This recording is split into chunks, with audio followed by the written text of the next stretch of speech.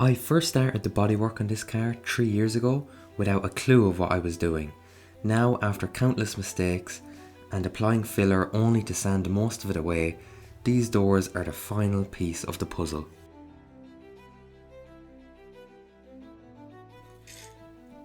So I'm giving these doors a coat of primer, just to stop it flash rusting.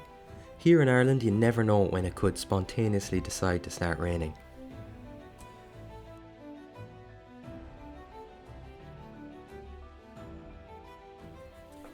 I had forgotten just how long bodywork takes. Maybe it's a lack of experience, but this door took far longer than I expected. I was trying to be conservative with the filler to cut down on sanding, but as a result I didn't apply enough, and I had to go back 3 or 4 times to fill in the dents. On the last doors I restored, I thought they looked good, but after painting them you could see ripples along the body, which honestly made them look terrible. This time around though, I've got a much larger sanding block and ruler. With the bodywork finally finished, I could move on to primer. I used a grey filler primer with an LVLP spray gun. The gun only came with a 1.4mm nozzle, so the primer had to be watered down quite a bit, probably defeating the purpose of it being a filler primer.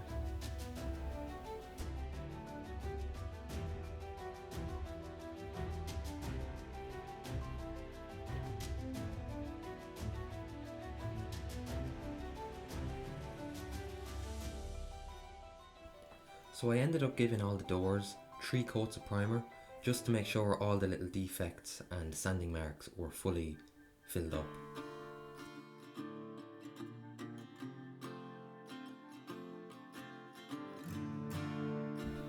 This driver's door was the one I was most worried about.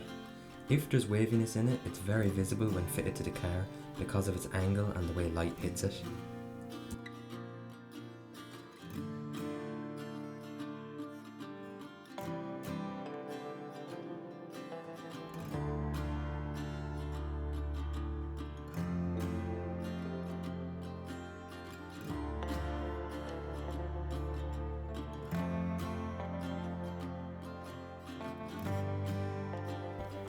So the back sides of the doors were quite awkward to spray, trying to get into the actual door itself. It's very easy to go over certain spots 2 or 3 times and then not have other spots covered at all. And then you're left with drips on certain bits and then other bits that are still bare metal. So after 3 coats of primer were applied, I then lightly sanded the whole door down with 500 grit sandpaper. This is just to provide a smooth surface for the paint to go down onto.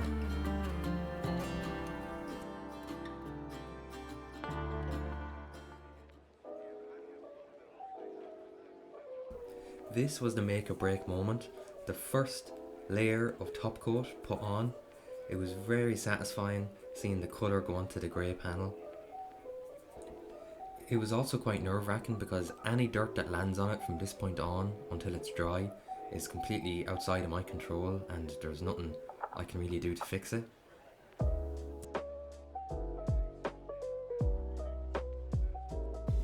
I decided to paint the car in a 2K acrylic paint, so this has the colour and the lacquer in one. I found that because I don't have a spray boot or anything, this is a much more reliable way of painting panels. If dust or anything lands on it, I can just sand it down and go again.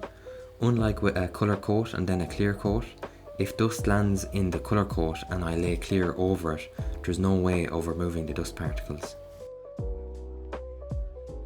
And here are the finished results. I'm quite happy with them. Obviously they're not as good as the factory finish.